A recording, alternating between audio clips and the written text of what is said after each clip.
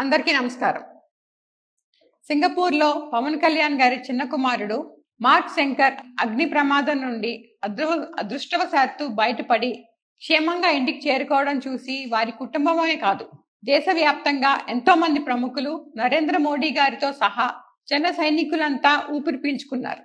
ఇటువంటి కష్ట సమయంలో ఆ దేవుని వద్దకి ఎంతో భక్తితో మొక్కు చెల్లించుకోవడాన్ని పవన్ కళ్యాణ్ గారి సతీమణి శ్రీమతి అన్నా లెజెనోవా గారు తిరుపతికి వెళ్లి టీటీడీ నిబంధనలను గౌరవంగా పాటించి డిక్లరేషన్ ఇచ్చి ఓ సామాన్య భక్తురాలిగా శ్రీవారి కళ్యాణ కట్టలో తల నీలాలు సమర్పించారు. ఇది ఆమెకి తన భర్త పట్ల, ఆయన నమ్ముకున్న సనాతన ధర్మం పట్ల ఆమెకు గల గొప్ప గౌరవం మరియు విశ్వాసానికి నిదర్శనం.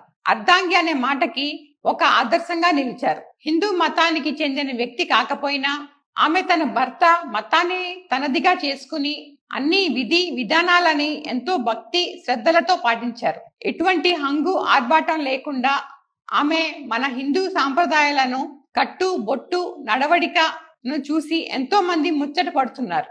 ఆమెను చూసి నేర్చుకోవాలి. అయితే దీన్ని కూడా కొందరు ట్రోల్ చేయడం సిగ్గుచేటు. మహిళలు తల నీలాలు సమర్పించడం అంటే చిన్న విషయం కాదు. అయినా చాలా మంది మహిళలు తల నీలాలు సమర్పించి మొక్కు చెల్లించుకుంటారు. విమర్శించే వారికి ఈ విషయం కూడా తెలియకపోవడాన్ని ఏమనాలి? విమర్శలకు హద్దు అదుపు లేకుండా పోతుంది. రాజకీయ ప్రత్యర్థులు అయినంత మాత్రాన అభం శుభం తెలియని పసిబిడ్డని కూడా వదలరా? ఏ రోజైనా అన్నా లెజెనోవా గారి మాట మనం విన్నామా? ఆమెను ఎన్ని మాటలు ఎలా అనగలుగుతున్నారు? మనుషులేనా మీరు? కేవలం పవన్ కళ్యాణ్ గారిని, ఆయన కుటుంబాన్ని నీచంగా విమర్శించడానికి మాత్రమే కొంతమంది డబ్బు తీసుకుని ఆ పిచ్చి రాతలు రాసి బ్రతుకు తెరువు చూసుకుంటున్నారు. ట్రోల్ చేసే ప్రతి ఒక్కళ్ళు ఆలోచించండి. ఈ పాపం ఊరికే పోదు, కర్మ అనేది ఉంటుంది.